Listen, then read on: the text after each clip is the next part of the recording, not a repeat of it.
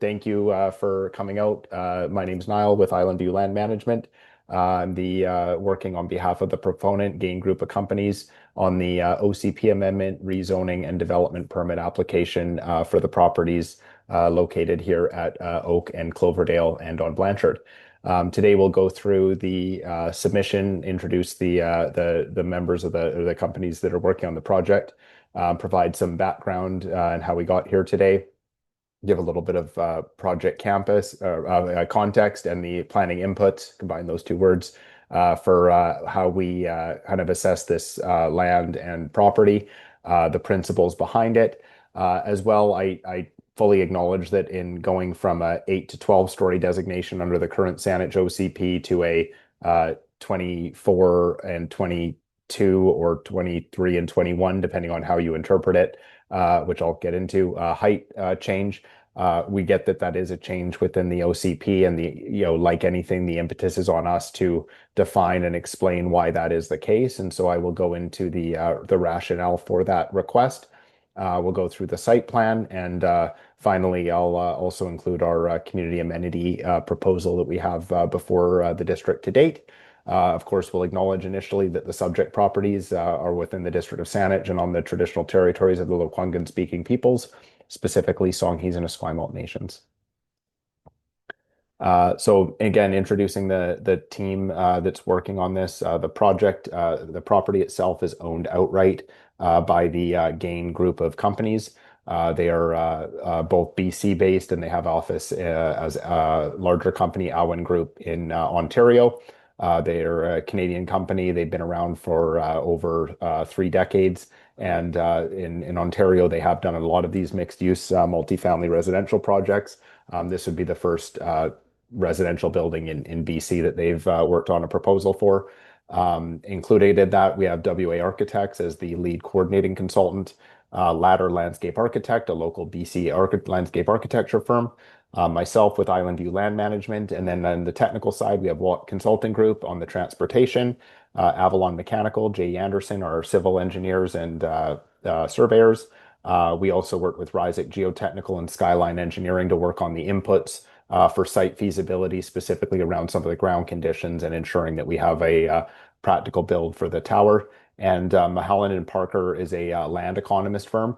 That might be one that you're not familiar with in looking at applications. And the reason for that is because this application proposes over 350 residential units. The District of Saanich's community amenity policy stipulates that you need to get a land lift analysis to gauge the community amenity contribution. And so these are a third-party land economist group that the district sets out terms for that we hire to help assist with that analysis. The property was purchased by Gain in December of 2021. I don't need to go into this in fulsome detail, but the long story short here is that the property was actually purchased to be a standalone automotive dealership on the on these lands. But with the adoption of the Uptown Douglas plan, it became very clear to the District of Saanich and to Gain Group that the district would not support any kind of standalone dealership.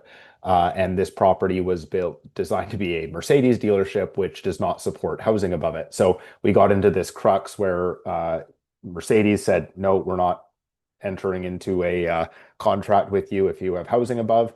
The district said, we're not supporting development here unless there's housing above. So we are looking at an alternative site for Mercedes and instead doing this mixed-use multifamily residential dealership. We have been working on this since October of 2024 with the consultant team and putting together a proposal and slowly refining it through different discussions with the district, neighbors, and also just doing our own site investigations. The property size is just about 60,000 square feet. It is, as we said, 816 Cloverdale and 3311 Oak Street. I should point out that our project scope does not include the building that is on the corner of Cloverdale and Oak. That is a standalone building that is not part of this application scope. We have tried multiple times to engage that owner about selling or including themselves within the redevelopment. They are a very independent group, and whether it's been through realtors, our ownership group, or third parties. We have not been able to incorporate them. However, in the planning documents that we put forward to the municipality, we have tried to model out how our development would fit with a future development, including ensuring that our underground parking off of Oak Street could actually be burrowed through to support underground parking on their building in the future if they were to go underground. So that just again makes sure that we're eliminating access requirements on Oak Street and ensuring that development down the road, as the Uptown Douglas plan stipulates, is cohesive. Uh, as mentioned, the property today is designated 8 to 12 stories within the Uptown Douglas plan. We are getting a OCP amendment or requesting an OCP amendment to support additional height in the area based on some of the land constraints and market factors that I will get into. Uh, we are, yeah, within the Uptown Douglas core, within the area that expands beyond but is inclusive of what Saanich considers the transit-oriented area, and within the Douglas Oak sub-area of the Uptown Douglas plan, which sees redevelopment of this current service commercial area in a more comprehensive mixed-use housing condition, which shows basically resident retail on the ground level, different kind of mixes of institutional and community and grounds level uses, and in enhancing both walkability, pedestrian safety, and mobility, like cycling and other forms of active transportation through the site. That's where we dedicate land through the redevelopment process for greater setbacks along all street frontages, ensure that sidewalks are increased and more generous. We have nice street trees and coverage that we'll show in the plan, and ensure that we're creating a really positive retail and pedestrian area, both on Blanchard, Cloverdale, and Saanich really also sees the Oak Street as becoming a bit of a high street or a more of that kind of like urban streetscape condition in the future. And so that's something that through our planning exercises we've done as well with our site planning to work to embrace based on the planning policies that are in front of us. Some of the key elements that we're working towards is enhancing transportation, as I mentioned, creating an exceptional ground level public realm. This is a rendering that we've done of our future site there on the second image in. Creating a dynamic housing mix, working within the recommended realm of the OCP to ensure that we have a good number of different unit sizes and mix throughout the building, so that we're not building a oversupply of one or the other unit type, and also ensuring that we can have a mix of both rental and condo units within the building. We want to use good architectural expression and placement of buildings to create a positive new gateway. As somebody who's born and raised in Victoria, I see Blanchard and the movement along Blanchard heading southbound into town and northbound out as a really prominent kind of focal corner. The current site leaves a lot to the imagination, and so I do think we take it seriously that we want to create a artistic, beautiful, nicely landscaped, and well-articulated building interface for coming into the city and out, and also as an intro to the down Cloverdale into the Uptown Douglas plan. And then finally, and this is a new one, principle since we have shown this last, would be to create a community space, which is providing nearly 5,000 square feet of at-grade space with parking for some sort of community and neighborhood gathering or institutional space that will be zoning to ensure that there is a positive neighborhood benefit based on the need identified at the time.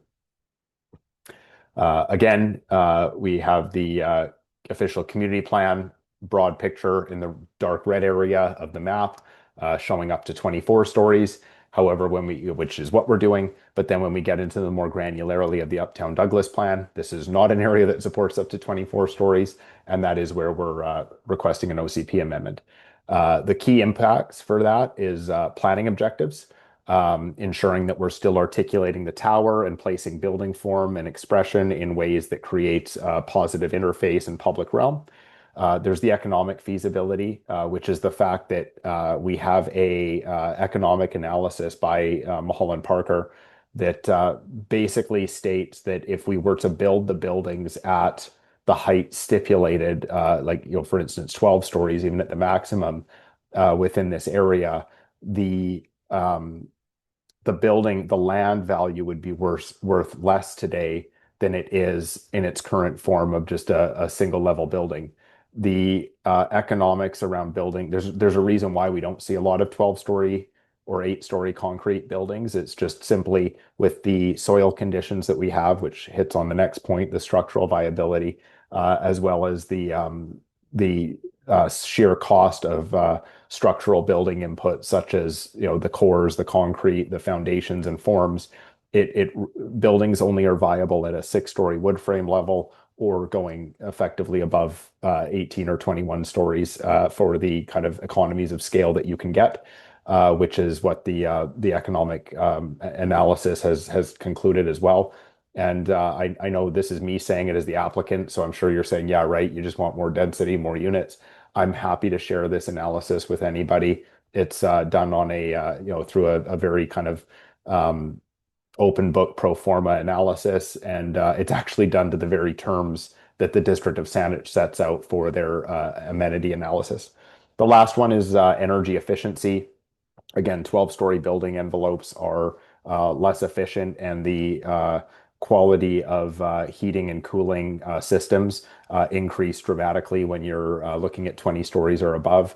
And Avalon Mechanical, who reviewed this, was supportive of the methods that we're using, as they do create the highest level of living affordability for individuals in the building. By the numbers, again, this is where I think there was a little bit of confusion in the summary that was provided.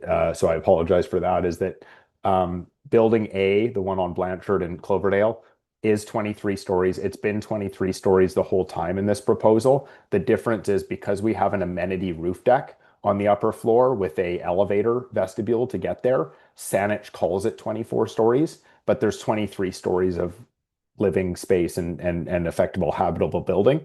And then in building B, again, we call it 21 stories. Saanich calls it 22 because of that vestibule, but it is simply just a stairwell, elevator core, and amenity area on the top of the building. The tall buildings allow us to get decently low lot coverage, only about 50%, which means we have a lot of open space areas around the site. We have 262 parking stalls, 15 above grade, and then 247 below. We have 645 bike stalls. Some of them are at level P1. A number of them are at grade. And then we actually have a mezzanine level on the second level with its own dedicated elevator to help get bikes up and ensure that we're not conflicting with commercial uses or residential tenants. Building A currently has, between the podium and the tower itself, has 256 units. Building B has 203 units. And the overall commercial square footage of all of the little retail spaces and kind of net leasable shops is about 11,000 square feet. And then the institutional space that I mentioned, which is along Blanchard Street at grade with parking through the surface parking access off of Oak Street, is 4,900 square feet. And so the overall residential square footage is 349,000 square feet. And the other thing that really hasn't changed dramatically in this application since initially submitting is the unit mix. We're about 9% studios. Inboard bedroom junior ones is about 37% or 168 units. We have 209 one beds at 24%, and then we're at 20% two beds with 91 units and 51 three-bedroom units, or 11%. The OCP official community plan stipulates that they want multifamily buildings in Saanich to include 20% two beds and over 10% three beds. And so with this application, we do hit the mark, which we're excited by, because a lot of new multifamily applications deviate from that and go even more smaller units, and we're happy with the mix we're proposing here. The other thing that's important to point out here is that, unlike a lot of new multifamily construction that you'll see in this building, every unit does include a balcony as well. We don't have any units where we've skimped on balconies, and they are all the average is over 60 was it six, no, not 60 square meters, 6 square meters. And we're over the average required size within the district's development permit design guidelines as well. Yeah. Oh, I'm having trouble hearing you.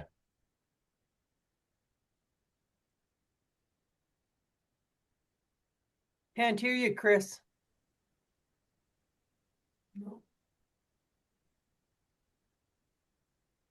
There is a chat function as well. I don't, it would be better if we could hear you, but if you want to try typing in the chat and then you can give it a, yeah, we can stop. While you're typing that, I'll just say, and this is a good one to kind of pause and take a look at, I guess, is um, what we've done here is basically just ghosted in the kind of current allotted building heights within the Uptown Douglas plan, just to kind of show how the proposed buildings today land within the site and the kind of current context, just to show kind of ghost in what that build out could look like. The one thing we missed here, and I'm not sure why the architects did that, but obviously you have the 24 stories on Oak and Tolmie at the old bowling lane site in the corner of my screen there on the south portion of the property, which is being proposed as obviously I think it's is it 3 or 4 24-story buildings in its current DP application status.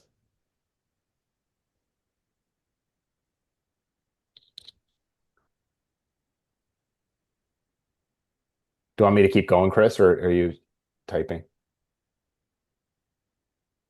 Oh, I don't want to miss your comment if you've left a comment. I don't see your chat I was going to either. say I don't see anything in the chat either.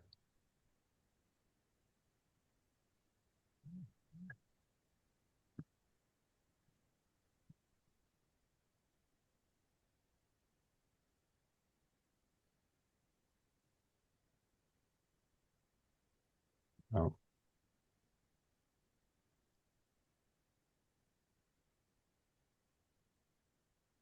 okay. There, you can see my screen again.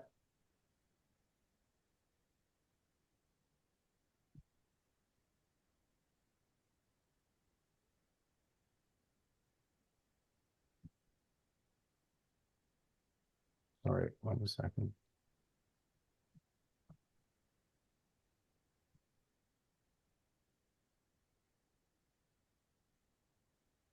I just can't. When I'm just having, I just need a moment because I just What I did is I actually texted Chris my okay. phone number because I know we're from community Okay. association Okay, work. great.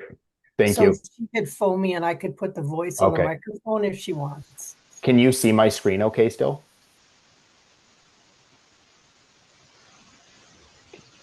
Carol? Like you can see the presentation Oh, screen? oh yes, sorry, yes, Okay. I'm sorry. Yeah, Okay, good. yeah. Okay. And if there's any, well, if you want to delay any, I just wanted to ask if Mary and Chris and Everett are all with the Quadra Cedar Hill organization or not, depending, see how much they know about the project. Um, I'm a former board member of the Quadra Cedar Hill Community Association. Oh, great. I own a house on Bethune Avenue, which is Okay, extremely close to this. yeah. But I'm currently a resident of Victoria, so I took myself off the board, but I'm very Oh, interested. okay. Okay, All right. great. Thank you for joining. Yeah. Uh, here's a I'll say right away, you guys, I've researched your company. You developed the one at Shelburne and Mackenzie that has really high rent. I did not develop that one. I was the planning consultant on that project. I worked with them through the development permit only. Yeah, because their prices are not what normal human beings can afford, and certainly not students. And so, what are you doing to make to honestly make things affordable? Um, can a family live there? Yeah, I mean there's family amenities in this building, so we're designing it to make it family friendly with, you know, an outdoor playground and everything. I will be like the proposal as it stands is market rental and market condo here. We're making a contribution to the District of Saanich's affordable housing fund grant fund as part of the amenity contribution proposal. Mhm. But this is a private sector proposal, and at this point, there's the rates are going to be market rates, and being that this is a 3+ year horizon for build out, I wish I could speculate as to what those are, but I don't have that with me right now.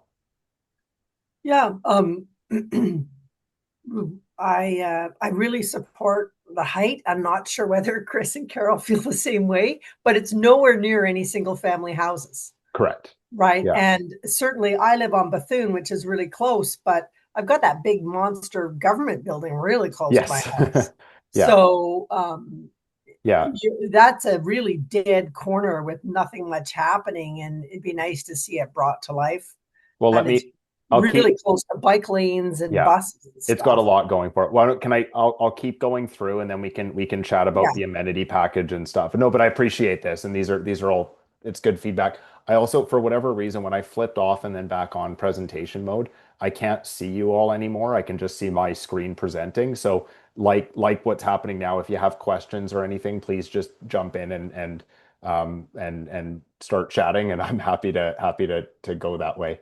But here's the shadow study. As was just mentioned, not a lot of residential neighbors around, and the shadows do typically push north. And in the winter and spring solstice, which can be most significant, really they're getting pushed quite heavily over and towards Blanchard, which is a nice asset of having point towers placed on the north and west of your property, and also the fact that we don't have a lot of neighbors, as I showed in the tower layout before, showing kind of what the future build out could look like here. Again, because of that internal road and everything, we're fairly well contained from an impact standpoint. This is the just walking through the proposal.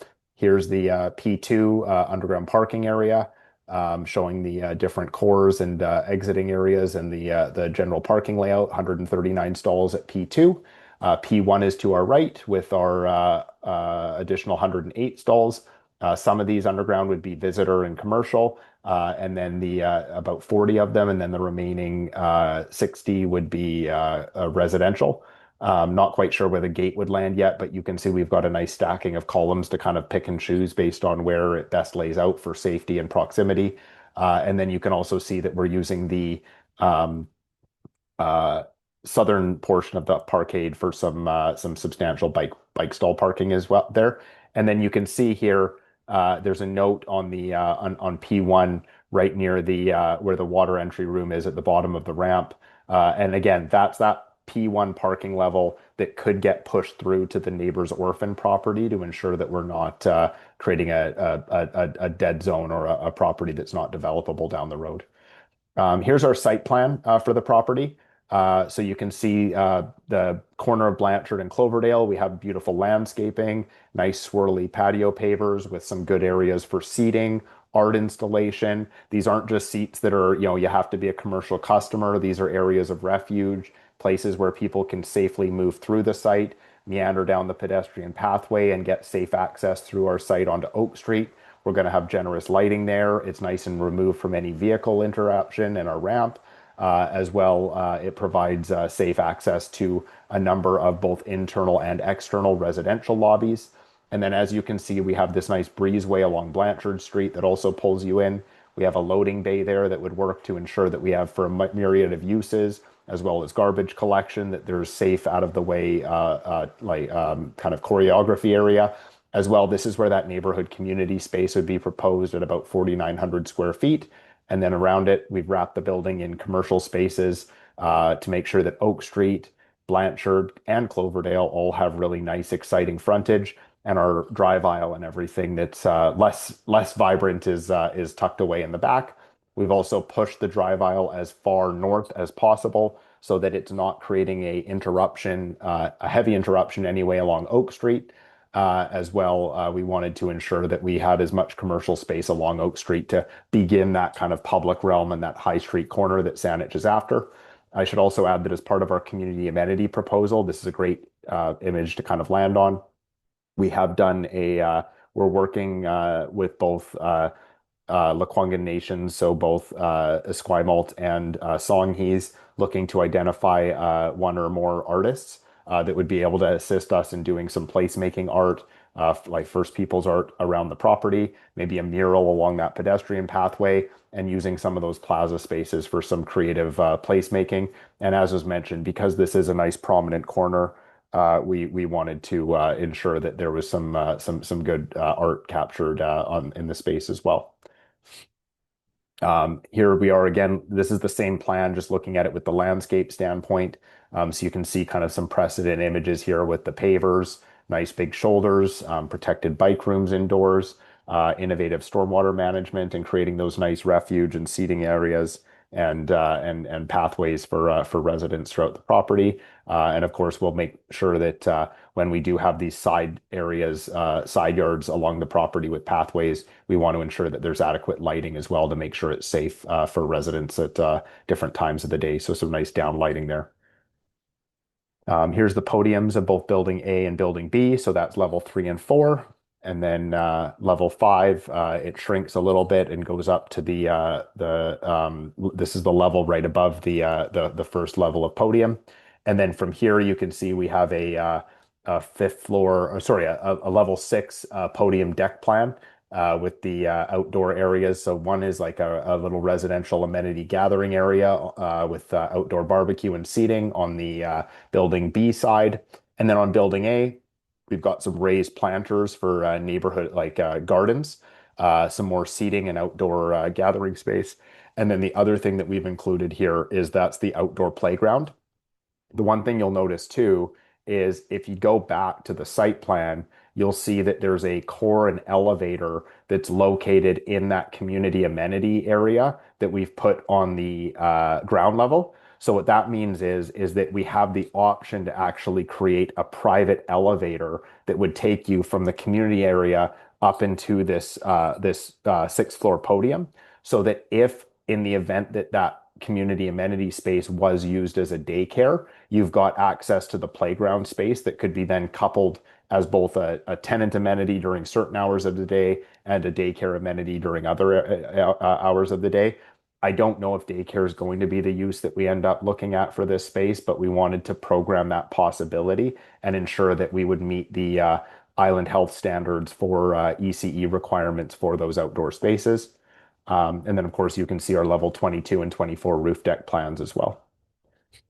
The towers are separated at 24 meters apart to ensure that there's no privacy or overlook issues. We are also, I would say, the first applicant in the district of Saanich to be asked and to have done a wind study to verify that the two towers will not create any wind issues for neighbors. They ask for them all the time, and I think we're the first applicant who has complied and done one, and we got a thumbs up from our wind analysis. Here you can see some design guidelines for mixed-use towers about the intent of the different layouts, whether it's relative to the street, building layout and massing, ensuring that we're placed well on the podiums and use the podiums to step back from the street so that when you're on the street, you don't feel like there's a big tower hovering over you and the buildings are nicely articulated and step back a few meters, ensuring that there's planting and landscaping throughout the site and that we have accessible features and some positive areas to move around the site so that we're creating a welcome and inviting building from all angles. Here we are from the corner with the current building kind of ghosted in from Oak and Cloverdale. You can see the ground floor level with the new sidewalks built out and then the amenity deck and then the buildings above. And here we are again from different perspectives along Cloverdale Avenue. And here we are from Cloverdale and Blanchard. Similar look from Blanchard Street. And then here we are looking at the building along Blanchard Street. You can see the community amenity space very far off on the north side, and then some little commercial spaces along Blanchard and punctuated into the space. We're using that building canopy as well to create some nice outdoor space that's covered and provides a bit of relief while having some good landscaping still as well for shade when we're out from the building. There's a little breezeway that goes from the commercial space on the south side and then the community neighborhood institutional space on the north side, again with some nice seating areas. So let's talk about amenities. Last time I spoke to the community associations, I was told our amenities could use some work and they were a little bit light. And so we have listened to that feedback. We are still doing the regional storm infrastructure replacement, adding bike area, bike storage, and set pathways connections beyond the minimum standard within the district of Saanich. We have public realm enhancements with public spaces and plazas and right-of-ways that provide safe refuge for pedestrians and people coming through the site. We are doing that affordable housing fund contribution of $100,000, as well the community amenity space. So getting into the details on what that means, based on the application, the net land lift that was outlined for the rezoning of this property is $3 million.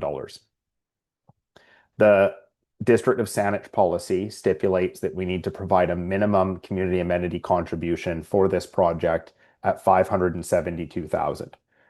So what we've done is we've tallied up what we've proposed, and based on what we believe are sound kind of planning efforts and a good offering for this area, and also noting the scale of the OCP amendment to support this height and density here, we're proposing over $1 million in community amenity contributions. Inclusive of that is the indoor amenity space. The way I've come to the value of $680,000 for that space is looking at the use for 10-year range. We took the market rent that you would get on a commercial space. We took the market rent that you would be able to expect if it was an amenity space, like renting to a library or a daycare, et cetera, which is lower. And the delta between those two monthly market rents is what we valued the community amenity space for a 10-year period, because the uses and the programming will be restricted by covenant.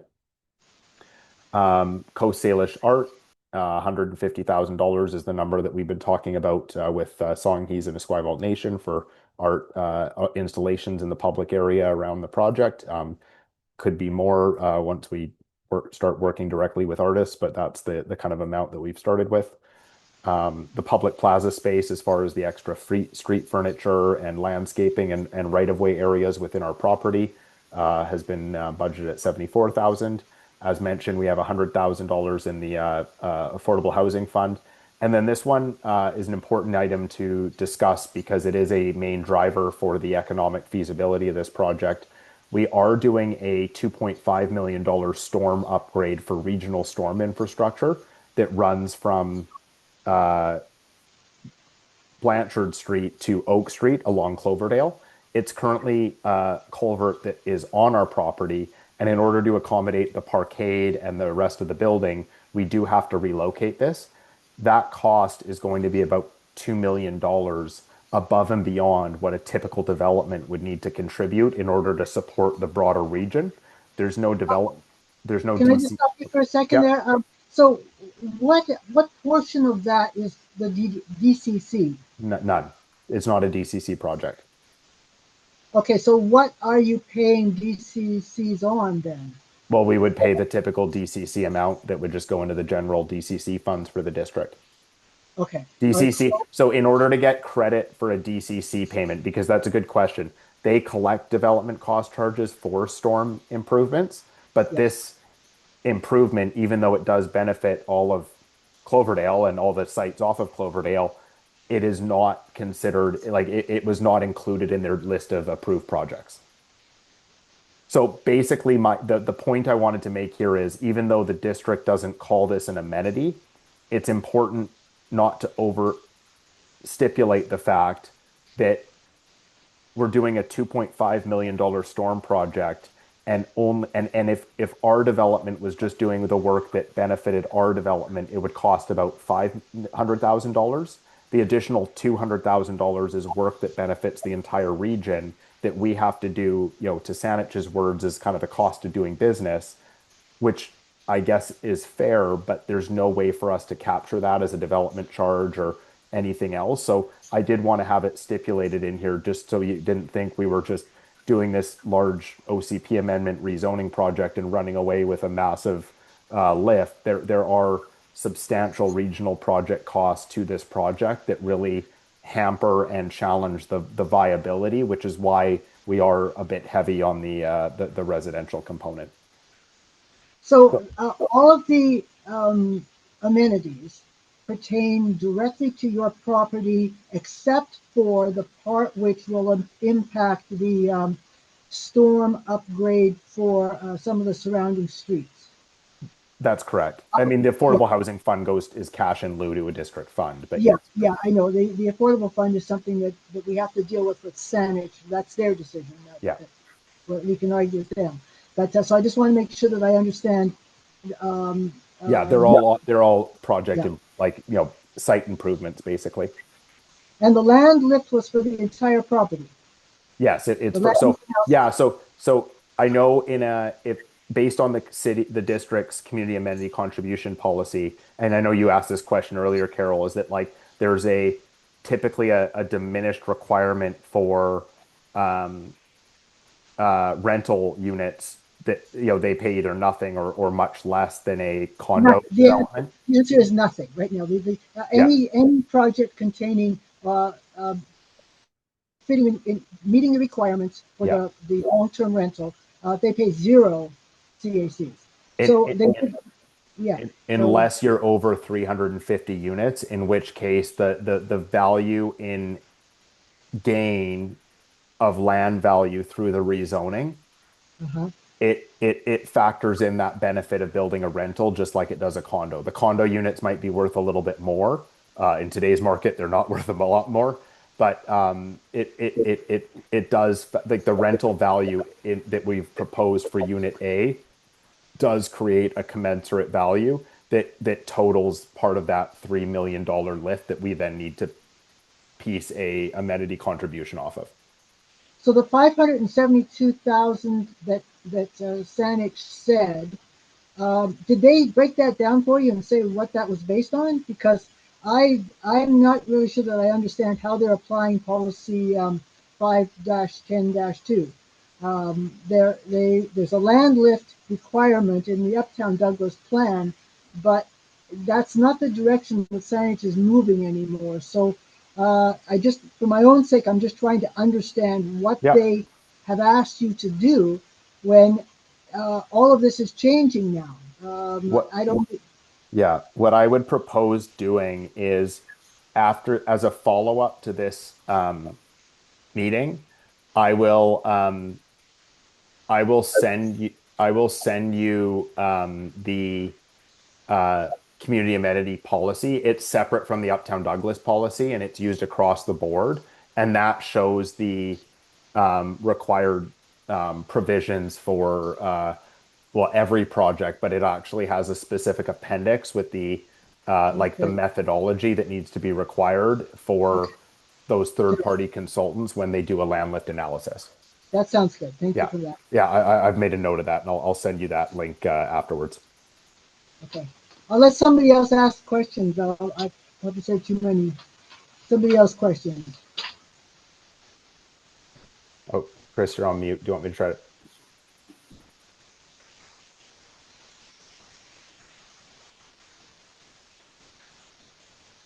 We can't hear you, Chris. Oh, you're not muted anymore.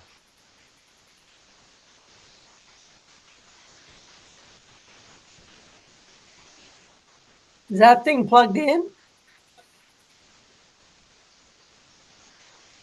I know plugging it and unplugging it's the only advice I can. That's about the level of my tech ability. Well, while you're waiting for him to try to figure that out, I got another question that's quite specific.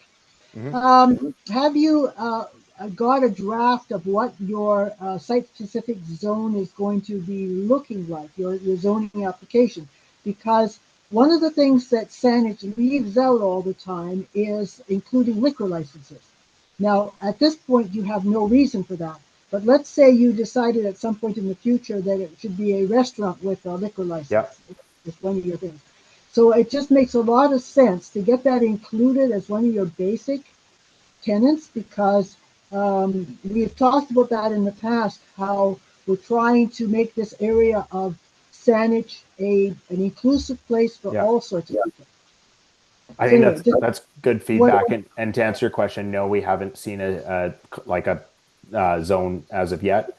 yeah, But we can certainly look at adding that. I mean, the only thing I think that the zone's going to probably stipulate, based on my experiences, is it's going to cap us at the height that we've shown. It's going to cap us at the number of units we've shown.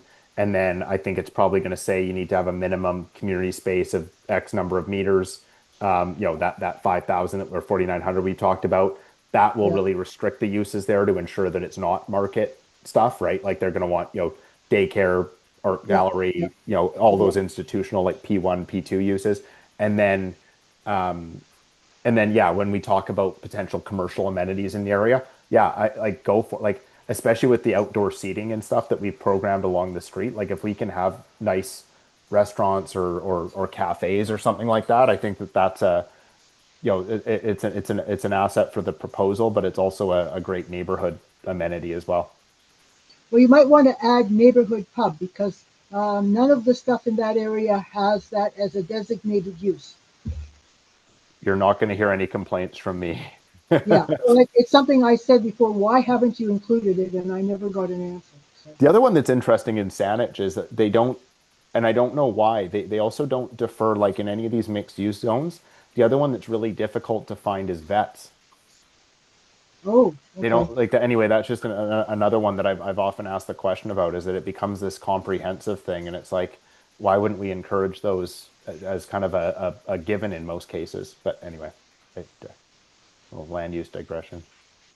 Well, I I know guess that daycare at the government building has a ridiculous multi-year waiting list. So a yeah, daycare would be great.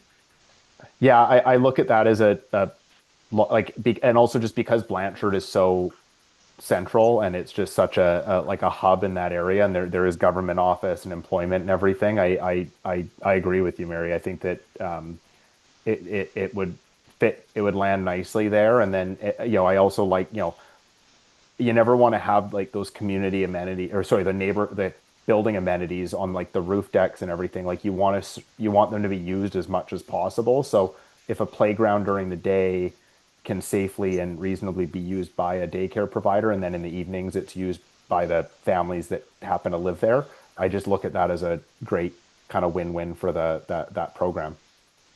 Yeah, two other. it's close Oh, to Rutledge Park, but you got to cross that highway first. That's why So we need a playground on site. I thought I was like, yeah. yeah, let's make it easy. two other small items. One is taking measures to reduce light pollution. You're going to be the first tall building, and there is, of course, systems of lighting that are better than others. And another one is the use of bird-friendly glass. I do not know if there is a migratory bird corridor or not, but it is something that you may want to consider asking your specialists about. So Uh, to answer your first question, I mean, light wise, I know like down lighting in the like ground level public areas to, not blind or, harm the residents is one thing. But as far as the building goes, I think that's something that we can look at. I think that we benefit with this design in the fact that we do have balconies on each unit as well. So I think that that helps kind of peel back and make sure that we're not looking like a big glazed office building from that light pollution side, but it is something to be mindful of. The second question is we WA is because they're a larger architect firm and they've done quite a bit of multifamily in on the Lower Mainland. They did do an analysis on bird friendly design and they've ensured that some of the lighting and the window orientation and everything does meet kind of the general guidelines that you see out there for that. So yeah, no, we have that's now a comment in Saanich's guidelines and it's something that we take into account now. yeah, good. That's Thank good. you. Chris, I feel really bad that you can't talk. And I sent you a message in the message box of this thing with my phone number. And I sent you an email with my phone number because I still have your email. So you could always phone me and I could put you on speakerphone and Yeah. then everybody could hear you talk naturally. Or yeah, or email or yeah, Just yeah. I know Chris is on the community association. I'm positive Chris has some Okay, intelligent she's got her questions to phone, so ask. we're All right, ready to dial? I'm just going to say it out loud. There's not a million people here. Chris, my number is 778-533-8979. I'm now also, is Are. there Everett online? Is Everett wanting to say something? I don't know who this person is. I've got Chris on speakerphone. Oh, okay. All right. Can I put, okay. My question, one that I had, I guess it didn't go through the chat, is from Blanchard Street and the tower. Because it looks pretty close to Blanchard.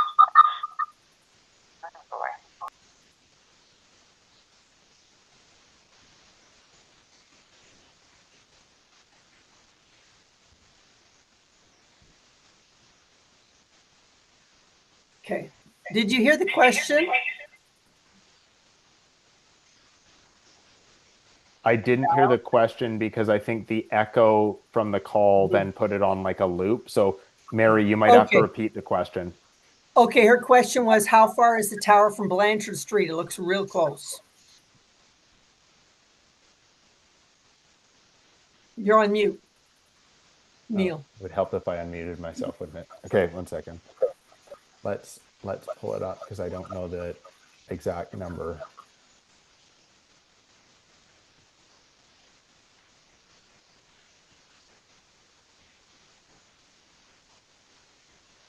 So the setback from the closest point is 6.77 meters or 22.2 feet. We are and that I should add that does take into account road dedications on Blanchard as well. So when you see Blanchard today, and especially around that corner where it is at that close point, there is going to be quite a bit of dedication that we're going to be providing there to create both the protected bike lane as well as a slip lane, because we are cognizant, and actually funny, we had a phone call about this today with our engineers and our traffic engineers, because this is a truck route going from Blanchard down Cloverdale. We want to make sure that it's safe and that people are not having any negative interactions with the area. So yeah, from the tower standpoint, it is that 6.7 meters at the closest point, and then the corner of the building right at that intersection is actually, it goes up to 8.2 meters. The that is it might sound close. That's not a that's not anything that from a engineering or architectural standpoint is concerning when you're looking at this kind of urban form. And the other thing just to keep in mind is that the being that this building will be built to step code level 3 of the building envelope efficiency standard that the district has. The like if you're familiar like with a newer building, typically the building envelope as well, from just a habitability and livability standpoint, is a lot more, it's a lot more tightly built than they were in older buildings. And so as far as like what we used to call like the, you know, the Energuide rating and stuff like that for windows and everything, it is quite reduced from a noise and an impact standpoint. The other thing on the road separation I'll add is that because we're trying to create really impressive, positive commercial areas in that amenity area and a really nice interface on the ground level, the second floor and the residences are quite a bit of a ways up. I believe, I'm going to get it wrong, but I believe we're about 14 feet in height in clearance on the ground level. So it does create quite a separation and a positive setback from the street as well from a residential livability standpoint. I hope that does that generally answer and address your question.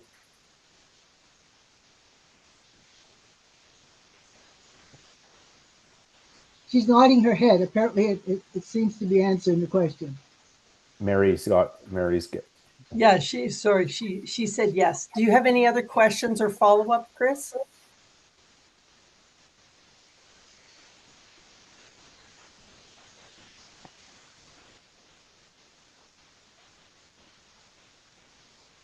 She has no follow-up questions. She's just annoyed with her microphone system. I'm sorry, Chris. I wish I could. I wish we could send someone there to help.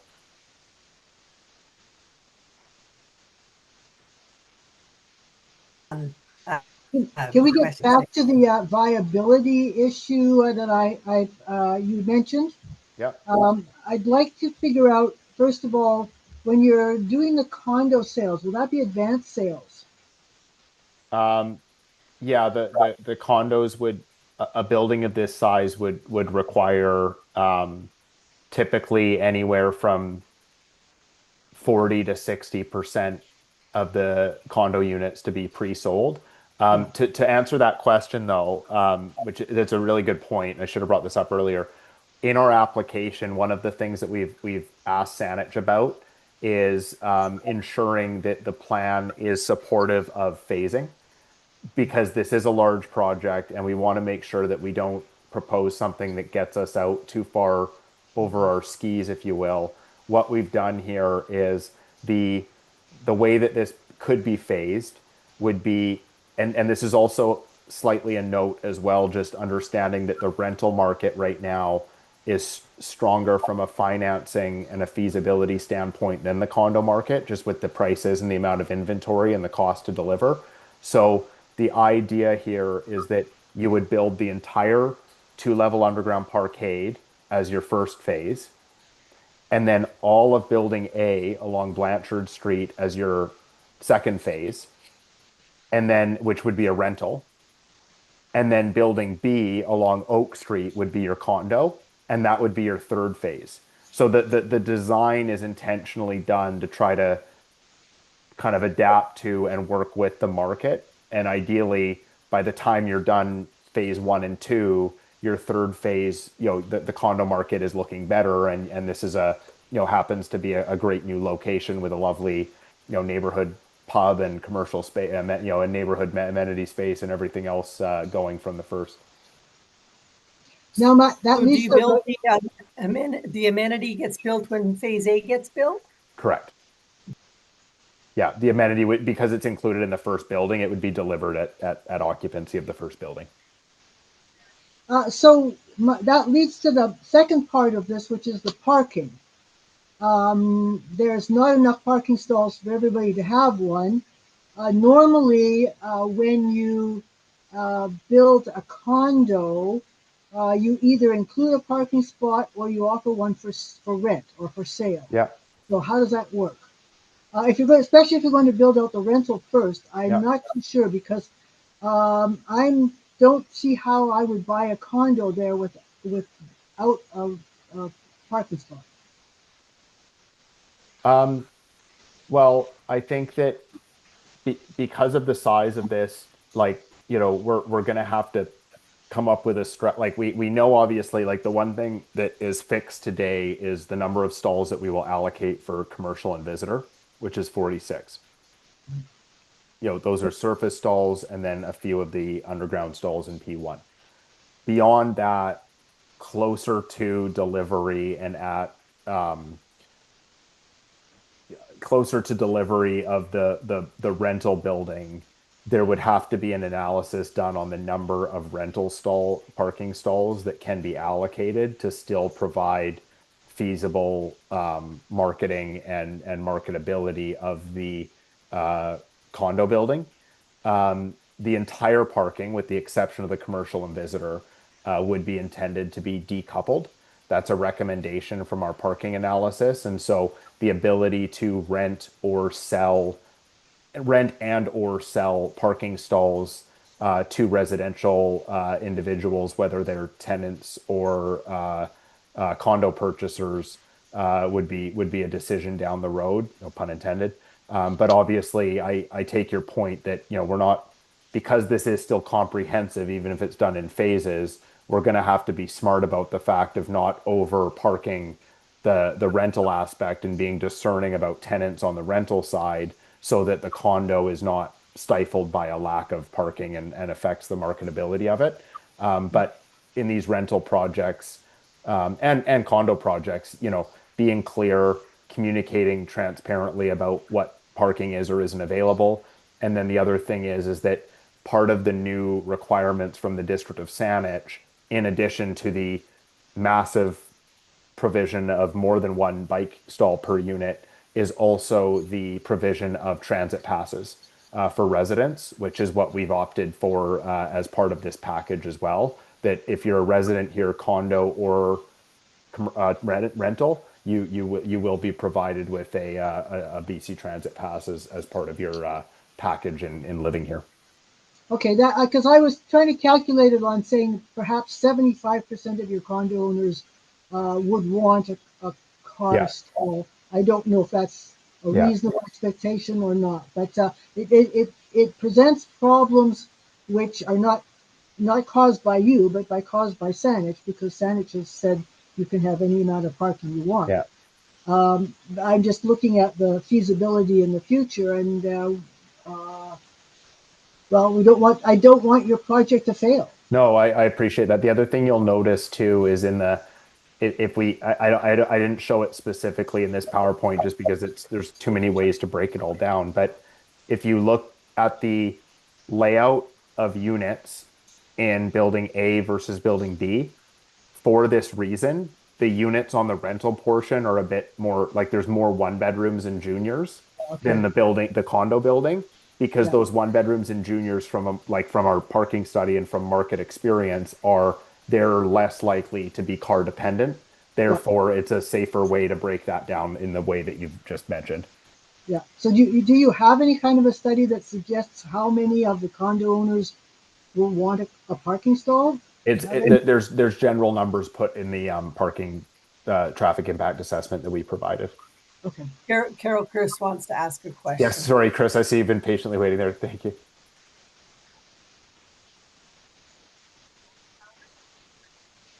She asked if you have considered doing both towers as rental. Yeah, so that's a good question. We have not ruled that out, and there would be no provision within our there's no housing agreement or anything with Saanich that would force this to be a condo. And frankly, if heaven forbid, but if the real estate market in 2 years from now still looks close to identical to what it does today, I would put good money that both of these would be rental buildings. And what it might mean is we would do the same number of units, but we might add more large units to building A and a few more small units to building B, just to kind of break down that mix a little bit differently. But unit count and unit mix would be the same. It would just be dispersed between the two buildings differently. But yeah, there's no there would be no provisions or stipulations on the project that would force us to build a condo. And yeah, like I said, I would never say never to that effect. Good. Thank you for that. That's interesting information. I think she has a follow-up. I just want to Mary's yeah. on the horn.